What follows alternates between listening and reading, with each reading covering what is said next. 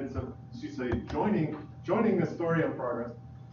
So the ARM, so the BBC wanted to set up classes to teach Brits how to write assembly code and get into the world of little computers and stuff. And so they went to the Cambridge University and asked them to design a CPU, design a little board. And so Cambridge had never designed a CPU before, and so they decided to be really conservative and build a little tiny device that only did certain basic things and build a little ARM device and stuff. And that's what it, and so that became the BBC Micro, which was like, remember the days of like the 6502s, early Atari 800s, and stuff. The British had the little BBC Micro. And fortunately, because, well, one, they were university, and two, because they were conservative in their design, it turned out that the CPU they designed was had really good power characteristics, and what they started doing was licensing their design to other companies. So today, ARM does not manufacture CPUs. All they do is basically they license hard IP, and that's what it's called. Instead of like software, we have like software, we'd say it's, it's IP. They license the design of the CPU to other manufacturers. For example, Toshiba, Samsung, Texas Instruments. There's tons of licensees, and those guys basically incorporate that design into their own silicon, and then they go off to other vendors of hard IP, such as people who do GPUs or who do different, custom peripherals or do touchscreens, and they basically assemble it as a whole system on a silicon. And so that's one of the reasons ARM is dominating, is all over the place today. It's because ARM doesn't compete with their own licensees.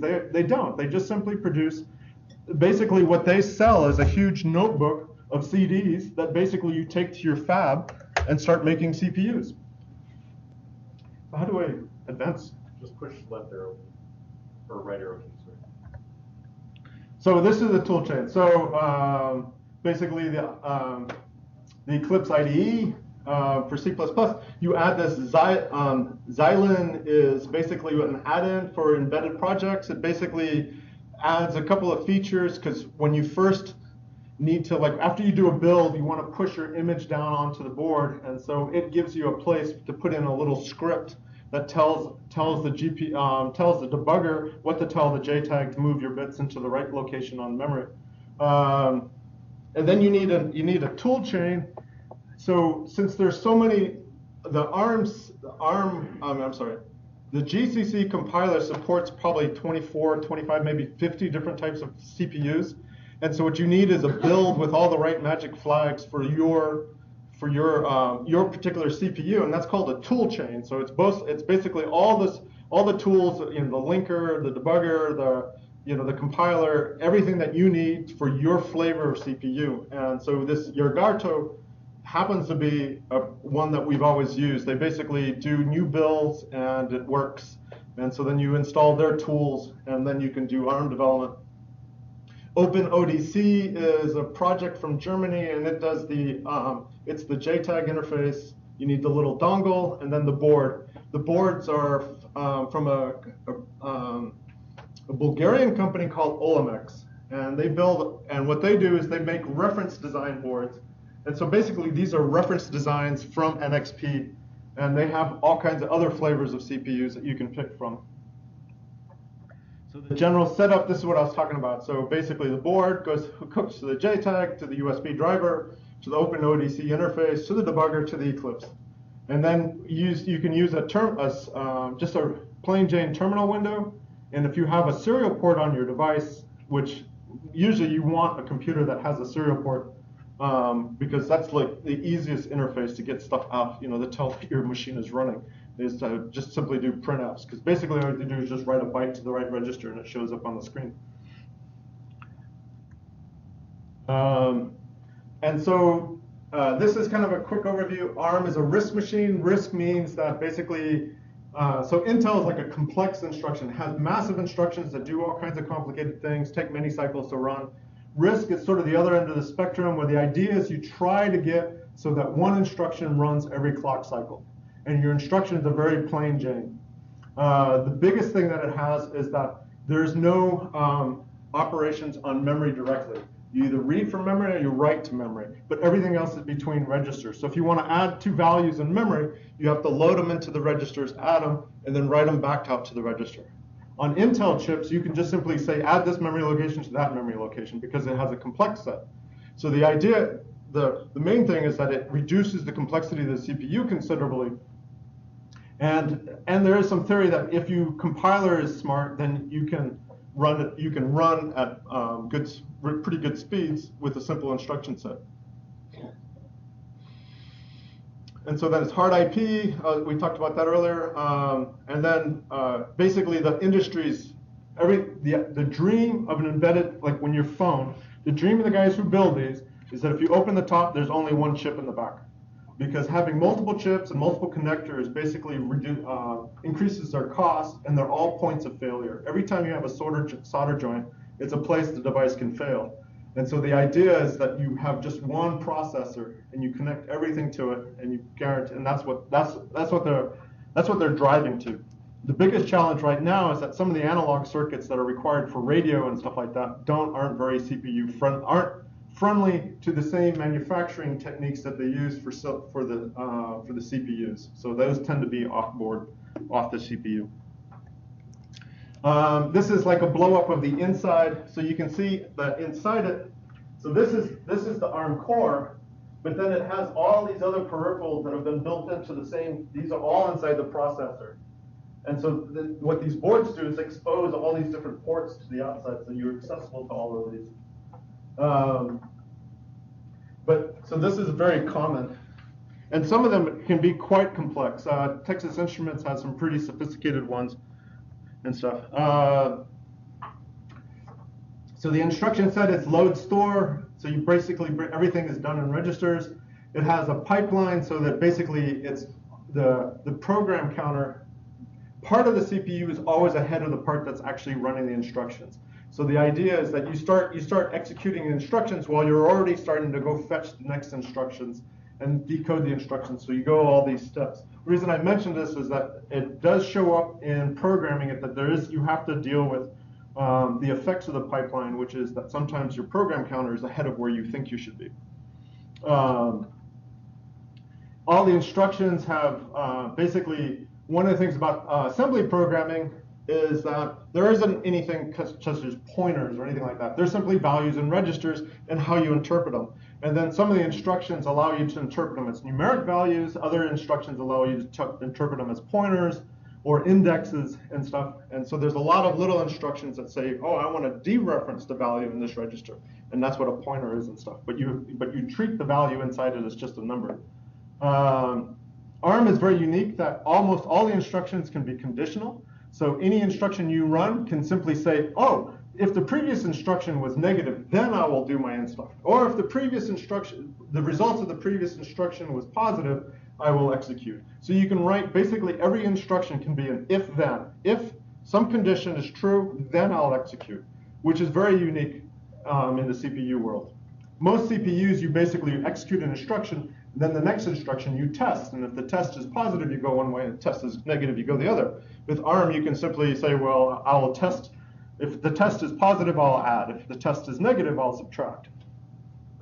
And so the compiler works all those out for you. In terms of the inside, it's 15 regular registers. Is that right? No, it should be 16 regular registers.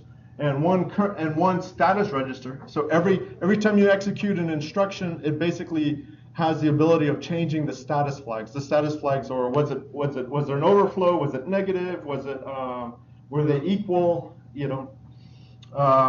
And the CPU also has these different modes. And so there's basically the user, supervisor, system, abort, undefined, IRQ, and FIQ. So it has two interrupt modes. That come from the outside world. Undefined is if it comes across a floating point instruction it doesn't understand, it will throw an exception. I'll go more into what it means to have an exceptions. But mostly, the first thing to realize is that when it switches different modes, it changes which registers are visible. So these over on the left are the typical registers that you would think are the visible registers when you're in the user or system mode. But the other modes basically have their own registers. And these registers, so you notice that, so this one says, this says IRQ, this is R13 IRQ. So when this one is visible, when it's in this mode, it masks out all the other ones. These are the only, when you access an R13, you only see this R13. And so if you were to switch into another mode, then you would see the value that was stored in this. So you understand? So basically these registers are sort of like at the same memory address, but they're switched on or off depending on which mode you're in. Any question? I mean, does that make? This is probably the one thing that is key to understanding everything else. Huh? It's a nice idea. It's kind of data isolation. It's what? It's a data isolation.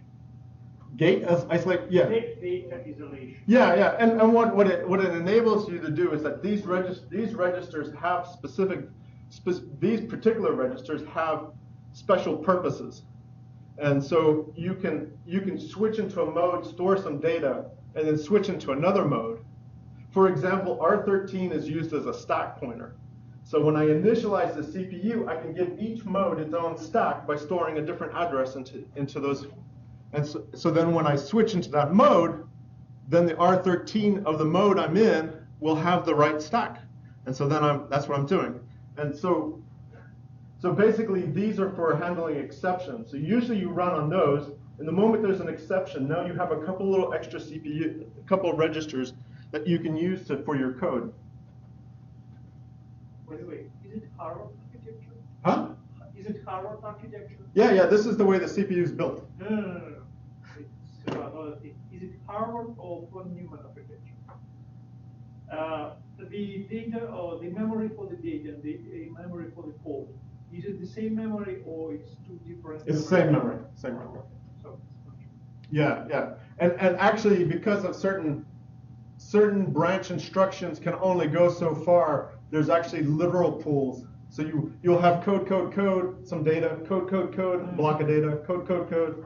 Because if the data is too far away, then you have to jump through some hoops to get to it. And so then those are called literal pools.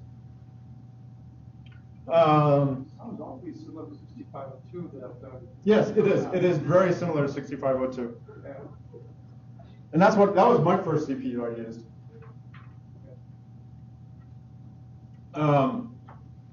So anyway, those are the general. Well, just keep this picture in mind later because it comes up. So I'm never sure where to put this in it, but I'm going to briefly step aside and talk about calling convention because it matters. Calling convention is basically each CPU manufacturer defines a way that C works on their device. Who saves registers? What are the registers for? And so what's important is that's how you go from assembly code to a C code is if you write your code to follow the calling convention, then you can jump from assembly to C and C to assembly. And so they're just basically some rules. So this is the calling convention, a subset of the calling convention for ARM, which is the first 4 variables you use when you're making a function call, the first 4 registers are basically for passing parameters. The next block are really, they're variables, you can use them however you want. If you're making a call and you want to make sure those values are preserved, the person who's making the call has to save them. So that's called callee save. If one function calls another and he doesn't want the other function to trounce the values in his register, he needs to save them. The other 3 are caller saves. So the caller always guarantees that when he returns, those values will be set correctly. He won't trash those values. But then don't worry so much about those. Mainly the important one is that we can use R0 to pass values from assembly to C, and also R0 is where the return value will come from. So if we call a function that takes an int, and it's a 32-bit value that we can fit in a register and returns an int, we will simply store it into R0, make our call, it will come up in C, it'll all be perfect because the compiler knows that's what the compiler expects it to be. And then when you say return int, your assembly code will find the value in R0. Make sense? Yeah. Okay. And it's 32 bits registered. Yeah, so everything's 32-bit. So then these are just, what's really important is R13 is our stack pointer. So whenever you're doing a C call and stuff like that, you have to basically store so everybody knows, you bring up the debugger, there's a call stack. Well, what the call stack is actually doing is looking at a piece of memory where is this chain of local variables that have been allocated. They're all on the stack, and all the return values and things like that. So that's what the compiler is always doing, is pushing things onto the stack and popping them every time you make a call back and forth. And that's how you save the context. So the variables in one function, when you have to live somewhere when you're running the next function. So they're pushed onto the stack. And then when you return, they're popped off the stack, and you get the variables back. The compiler does that for you. But anyway, so this is where the stack, this function is by design. R13 is our stack pointer. R14 is the return address, which means if I get called and I need to return, who do I return to? Because on assembly, there isn't, you have to jump. You always jump. There's no such thing as a return. Well, where do you jump to? You jump to the address of the function who called you. And so that's how you get back. And so LR actually stands for link register. But it's really the return address of the person who called us. Program counter tells us where we're reading from instructions out of memory. And then the CPSR is the current status. Has every time there's an instruction that changes the status bit, it's recorded here in the current program status register. And some of the modes have a save status register, which is important when we're handling exceptions. So this is what the current status register. So ARM7 has a very simple status register. Some of the other CPUs, the more complicated the family gets, the more of these bits in the middle are used, and there's more things. But basically, you have was the last answer negative? Was it 0? Was there an overflow? And I forgot what C stands for. Carry. Was there a carry from an addition? So if you, and then these two bits here, I and F, you can use to turn off, to toggle interrupts, whether the CPU will accept interrupts from the outside world or not. T is for thumb, which you don't need to worry about, but some of the ARM processors have a special a version of the instructions called the thumb instructions, were only 16 bits long instead of 32-bit long. And it was sort of an optimization for memory and performance and stuff like that. And this bit tells you which mode you're in. But you don't have to worry about that because we never, for my class, I would never use it. We always stick in ARM mode, which is all the 32-bit instructions. And then these bits here tell you which mode you're in. So you just read them as a single numeric value, and it tells you what mode you're in. Exceptions, ARM defines exceptions as anything that interrupts your current mode of execution. You're running a program, something interrupts you. Well, that would be a type of an exception. You divide by 0, that's an exception. Actually, divide by 0 is not so much an exception, it's just an overflow. Things like, like you read to bad memory, you're trying to execute from bad memory, you execute a bad instruction. All those things can cause exceptions. And so there's basically two types of exceptions, those caused by software and those caused by the outside world. The ones that are outside world are actually the interrupts. And so I think I have some, yes, here's some examples. The very first exception is just reset. So whenever you press the reset button, it throws a reset exception, which causes the CPU to cycle through a very specific thing that it always does each time. So there's always a little sequence of events that occurs when an exception happens.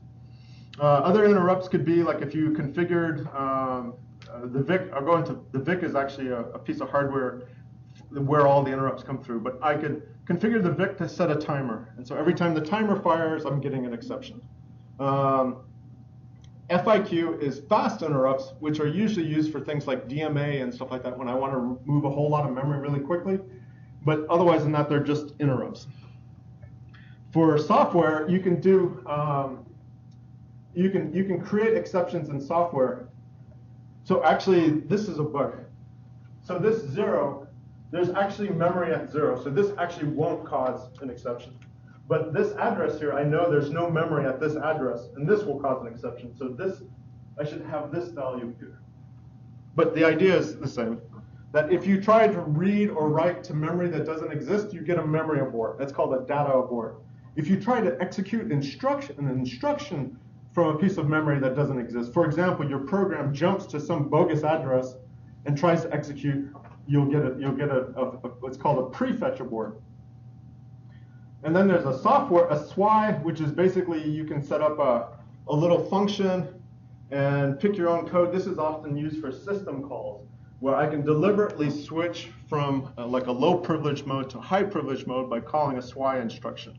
And it's used for like, that's how you, like on a desktop, you're always switching from user mode to kernel mode. Well, how's that happening? It's because there's an exception. They've written, when you link your libraries, even on C# or C++ on your desktop, and you call a system call, you're basically causing an exception to occur that gets handled by the kernel. And so basically, the moment that exception occurs, the CPU is changing all its permissions and privileges and stuff. And that's why the kernel has a bunch of privileges and access to things that you don't, is because your code runs in a low privilege CPU mode while the kernel runs in a high privilege. And it uses exceptions to flip back and forth between the modes.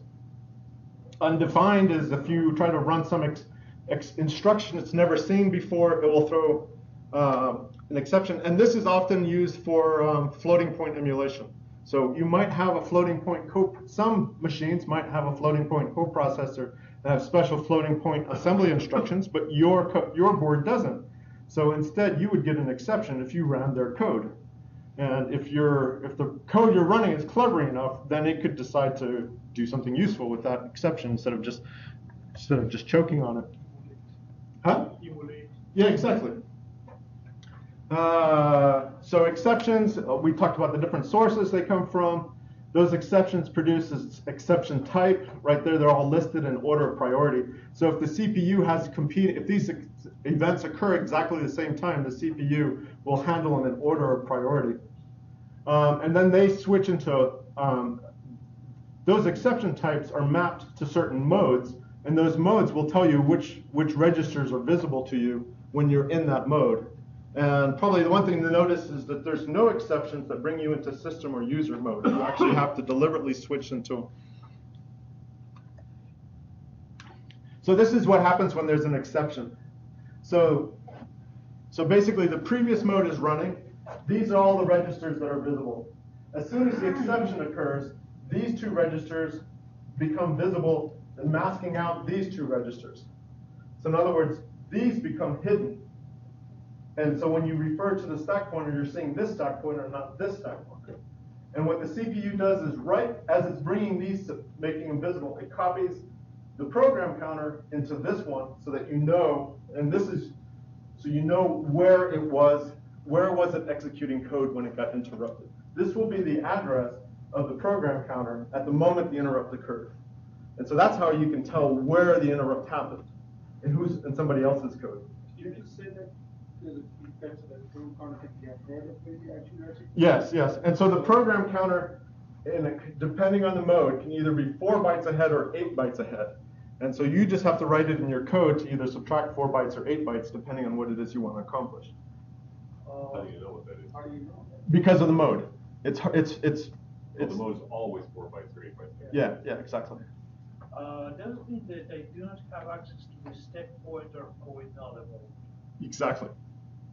And can I modify the program counter for another mode? Yeah, there's only one program counter, and it's shared by all the same modes. If you change the program counter, basically you'll start executing right there. Well, so I'm thinking about the trick that I want to say that, okay, now I will return back to the user mode, and I want the user mode to continue not from the position it was interrupted, but from some other position. Yeah. Yes. And the way you do that is right at the moment you're switching modes, you decide what goes into the program counter. Okay. And the moment you do that, that's it. Because you can do that deliberately. Because there's one instruction that will basically move things out of memory into the registers and switch modes all at once. And so all you have to do is fiddle with what the address is, and when it switches, it will go to where you want it to. Like the quantum switch. Yeah, exactly. All the things. Yeah. So probably what he brought up is critical. So for doing multitasking on a CPU and interrupt handling, the CPU has some basic hard-coded support to make that happen. And one of the first part of it is this thing where it copies these values so they don't get lost. So you know what the context was of the previous mode. You know where the code was, and you know what its status register was. So we saved the previous status register into this status register. So that way we've saved all the information that's relevant to going back. So just keep this in mind that we always copy these two values and save them when we switch from one mode to another because of an exception. And basically, so that's what I'm going to, by the time we get to the end of the slide, I'm going to show you step by step how a debug exception happens and how we handle it and get back. And also, too, at the top of memory, at each of the addresses, so this is 0 address all the way down to, what is it, 12, 14? You have these are vectors. So as soon as the CPU switches into a new, when an exception occurs, the CPU will save the values like I showed you before and change the PC to one of these addresses depending on the mode. And then it will start executing immediately. So if it switches, this 0 is where it goes on reset. So it immediately goes to 0 and runs this, which basically says load this address into the PC, which is basically a jump. And so it will jump to the reset address. So each of these is basically a handler function. So this is a vector table. I mean, basically they're function pointers, you know? And so you have the address of where the different functions occur. As soon as there's an exception, it just simply goes here and starts executing what you tell it to do. If you tell it, oh, jump to the data abort handler, boom, it jumps to the data abort handler, and that's how you handle a data abort. So we don't contain the instruction itself, just the address where the jump. Yeah, it can be any instruction, but typically you set it up as jumps. In this case, the address where the jump is not that it should be less, because it needs to store the instruction itself. And we have only 4 bytes for each. Yeah, so this, well, this basically says, I've done a little, you've cut in a little trick. This is actually the address of a memory, a little block of literal values right down here. That's why I asked. Yeah. So I've stored the addresses in a block right below these. And what I'm saying is, take whatever number was at this address and push it into the PC. And that's a jump. So it's a near jump. Huh? It's a near jump. Yeah. Well, the fact that I'm using a literal allows me to make it as big a jump as you can go in 32 bytes. Because I've stored the address somewhere else. If I simply said branch to something here, if I used a branch instruction, then it would be a near jump. And as long as my branches were within like 24K or something like that, then everything works. You know. So anyway, keep these in mind. These are just vector pointers. You run the execution, and basically it will jump through there. So this is how the startup code works. So somebody hits reset. They hit reset up here. It immediately goes to this address, runs this instruction. And so you notice that the instruction name is actually called reset handler, but I have reset address because you caught me that there is a little pool of literals here that have these actual addresses right here. But anyway, so it loads this address into the PC, which causes it to jump here. And then basically what I'm doing here, this is setting up, it's switching from each mode. The MRS is a special instruction for reading and writing to the control register. So then I can deliberately tell it, I want to go into the ARM undefined mode. I want to turn off I want to turn off interrupts. And then I'm going to set the stack. And the stack address I've actually gotten from the linker. So there is a little complication about, since what we're building is not an executable, what we're actually building is an image that has everything exactly how it's supposed to be in memory. The linker we're using has a special feature that it will consume something called a linker definition file. The linker definition file is a memory map, and you can tell it, I want this bit of code to live at this address, and I want my data to live at this address, and I want my big reserve of empty space to live here. And one of the things what I did was I defined different stacks. So I say, oh, I have a stack, it needs to live at this address, and it needs to be 200 bytes or 250 bytes, whatever. So all I'm doing is switching into each mode, and since I've switched modes, and I'm saying load the SP with this value, I'm basically I'm just going into each mode and setting the stack pointer for each mode. And then at the end, the last mode I use is I switch into this supervisor mode, and I set the stack, and I never leave the supervisor mode. So all the code, all the main code is running in supervisor mode. It just turns out it's easy to, for instruction, it's easier that way. So then at this point, I turn the interrupts back on, and now I load the address of main. So basically, I load the address of main into R2. I store the current address into the LR, and then I jump. And so basically, what I did, this step of storing the PC is probably not needed because we're never going to return back to this point. But if we did, that's how you do it.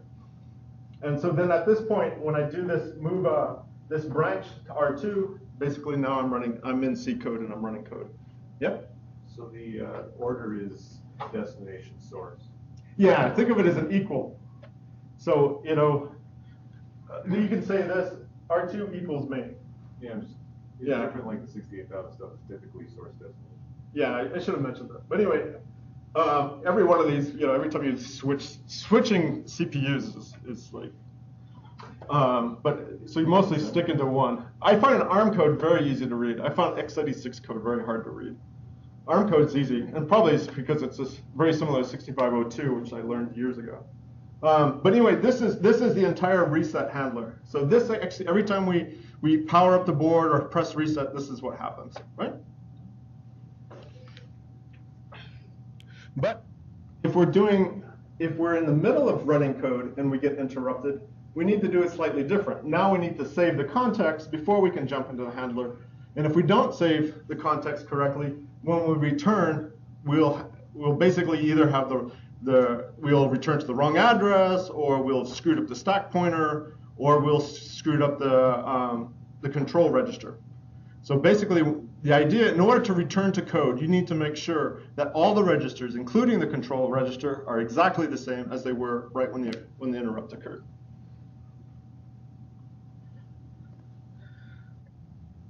So to do that, ARM has a special instruction, has two sets of, has a set of special instructions called, that are called store multiple and load multiple. So basically what it allows you to do is store a block of registers all in one instruction, or retrieve a block of registers all in one instruction. And so what I'm saying here is, and then it also has a special increment factor. So the way this reads, it says store multiple using the stack pointer to where you're gonna store this stuff. Increment the stack pointer at the end so that the stack pointer points to where at the end of where I've saved stuff. So the stack starts high in memory and grows down. So when I start, it's up here. I push a bunch of registers. Now the stack pointer's down here. And so this tells you update the stack pointer, because otherwise I could push a bunch of registers and the stack pointer would stay at the top. So this tells me, you know, push the registers and update the stack pointer. And then I can give it a range. So I want to store R0 through R12. And so in one instruction, it will push all those guys. It might take multiple clock cycles to do it. In fact, it's one clock cycle per register. But all you have to, it's one code of one line of assembly. ARM is, so when I said there's a set, this says full descending. Basically, you can specify whether your stack grows down or grows up, or whether the stack pointer points to the next empty address or the next full or the last full address. Typically, in C code and all the tools, most of the tools I've worked with, we grow down and pointer points to the last full address. So it always points to the one you've put data in instead of the next one that's empty. That make sense? Yeah. Why would you point to the last one? It's just a convention. Because it means your stack pointer is pointing to useful data. So if you ever want to see what was on top of the stack, you can just look without changing your stack pointer. Means that if you have an array in the stack, and the first element of array is 0, so you just add your index to the stack pointer, and you have valid address. You do not need to apply any offset. Yeah, almost like all the, you know, like I know that basically, I'm pretty sure all the compilers I've worked with, all the Microsoft compilers, and there are for MIPS, ARM, PowerPC, and stuff like that, all do full descending stacks, and the pointer points to the last full register, full value on the stack. So do you have to move it one the next time you want to do this? Like, is it need to be moved to an empty one before you say store a whole bunch more stuff? No, it knows that it by saying this full descending, it knows to increment it before it pushes registers on it. So it increments first, then starts pushing. Yeah. Okay. So it's basically a question of when to do the change of the stack pointer, before the write or before the read. Yeah, yeah. If you do it before the write, you point to the whatever. Yeah, you point to the last full one because you're going to move ahead before you start writing. That's different. I can make. There's Mhm. no difference. So anyway, so this is basically, this will push those registers onto the stack. This will pop those registers off the stack. And this will reverse that instruction. So basically this says update the stack pointer, pop these guys off, stuff them into the registers correctly, update my stack pointer. So they're a pair, right? And so with these instructions, now when there's an exception, we can store data to the stack. And that's because the moment there's an exception occurs, we have this problem is that we need registers to do calculations, but the registers have data that belong to somebody else. So in order to use the registers, we need to save the data in the registers first, and that's what we do here.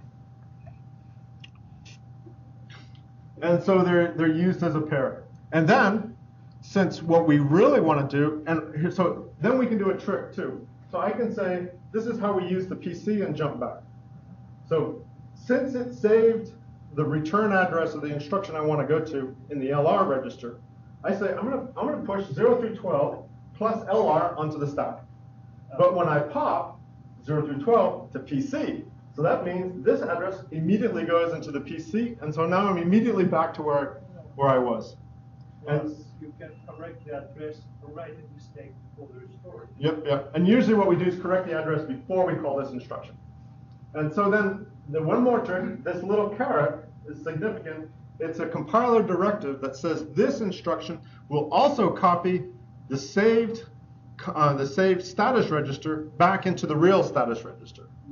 And so basically this instruction does all kinds of magic all at once. It basically jumps to the right location where we were interrupted and resets the status register correctly. And so this is basically the pattern, how you return from exceptions. So every time you use this to save your context, and the CPU is save the status register for you, but this one instruction resets everything and you go back. So all these different flags you're talking about, whether it's the character or the band sign or the ASCII, at a binary level, there's only one instruction, bit binary value. Well, Are you saying that so are there like masks for that? yeah. So if you were to look at it as a binary, this instruction is actually a family of instructions with this and without this, you know? So there's different bits that tell the CPU, oh, if you've turned this bit on, you're going to do this. And if you turn this bit on, I'm going to do that. And so so basically if you were to look at the instructions, only some of the bits are the actual operator, and then the rest are operands, and then some are flags. And they encode that all in one 32-bit instruction. So in other words, the bit pattern would be different if I took this little caret off.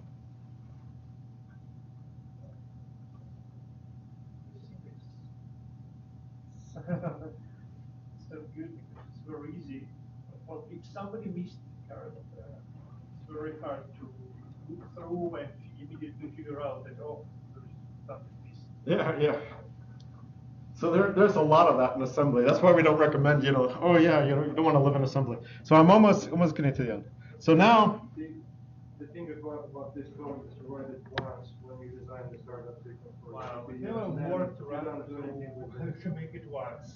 yeah. This is basically useful to handle the interrupt, and when you want to return back to the same place where you was interrupted, which is not the case for the interrupt for the pre-page stuff. Yeah, it's very. Go to the zero address. No, I'll show you. The last thing I'll show you is a data abort handler, and so typically you write very thin little wedges of assembly code, and you try to do almost everything in C, because assembly is error prone and difficult to work out. And even on like desktop kernels, I worked on the Windows CE kernel, the amount of assembly in the kernel was actually very little. And it all has to do with this. A couple of times you need to fiddle with the registers directly. And you can't do that from C, so you have to do it in assembly. And so you write a little function that does exactly what you need to do. You call it from C, and then you hop back, and you're OK. So then here's a little pattern. So the data abort handler, so I know that the data abort tends to run ahead. So it runs ahead. What I want to do is so here's a bunch of instructions. I've had a data abort on this line. I want to return to this line. But because the data abort is already, the PC is already ahead, it's already ahead 8. And so what I need to do is I want to go back to the next instruction. So I subtract 4. So subtracting 4 sets it back one instruction, which is the instruction after where the abort happened. Okay? And then I push everything onto the stack. Here I'm loading I'm loading a parameter. So R0 is going to be a parameter to a function call. So I loaded R0, I load this into R1, and then I call this function. This is the C function, which you'll see in the next slide. And so it gets 2 parameters, R0 and R1. This first parameter, second parameter. This is the function call, which is a branch with link, which the C compiler knows to return exactly to here. And as soon as it returns to here, it pops everything off, and we're back to running code. So now I'm going to show you. Okay, now we get into C code. So this is my. So when Duffy sent out the email, it was supposed to say micro debugger, and he took off the U because it was just it's a little micro debugger, tiny, you know. So here's a main function. It rotates. It's basically a while loop, and I'm never going to return. Because if I return, I'm in trouble. I'm going to return to my my reset handler, and I don't know where it's going to go. It's going to end up running through some other code randomly. So I don't want to ever return from these functions. It prints, testing the data abort. I set a bogus address into this pointer, and now I try to set a value to it. The moment I do, so I know the reason this address is not magic. Basically, what it is I've looked on the hardware memory map, and I know there's no memory at that address. So if I try to write to that address, the memory hardware will say, hey, bad, flag an exception, and that will cause a data abort. So the moment I write this causes a data abort. That's a data abort exception. And if I'm successful, my handler should return to the next line and print, oh, it's handled. So this should be able to loop continuously, throwing aborts, and I should be able to handle each abort and return, right? Make sense? Okay, so this is it. This is the entire abort handler. So we force an abort. It jumps to this address, 0010, which says jump to the abort handler. The abort handler comes in. We adjust the LR because we know the PC is ahead because this is an abort. We know we're in abort mode because we always know, if we're coming from this function, we always know that this address only gets called if you're in an abort mode. So that's how you always know what mode you're in without having to inspect. It's that if you get called from this vector, you can only get to that vector if you're in the right mode. So it sets the LR, corrects the LR, pushes a bunch of junk on the stack. Basically, I'm going to push all the registers on the stack, which gives me free and clear to use whatever registers I want and call whatever function I want, because I don't have to worry. I've saved the registers. Anybody can do whatever they want with the registers now. And so then I set the 2 parameters. I branch to the abort handler. Here's the abort handler. So now this type is basically R0, and the address is R1. And then, so now I can say, well, if type is 0, I know I had a data abort, and I can print the address where the data abort happened. So if it takes a cycle for each register and pushes on the stack, and you know you're only using R0 and R1, can you change that instruction to the R0 to R1 instead of R0 to R12, and then thereby shave off 10 cycles? Well, as long as I knew what this function was going to run.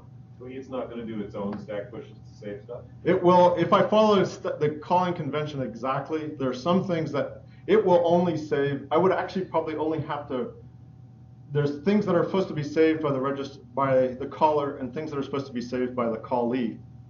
And so I think there's only 3 registers the caller will guarantee that it would save for me.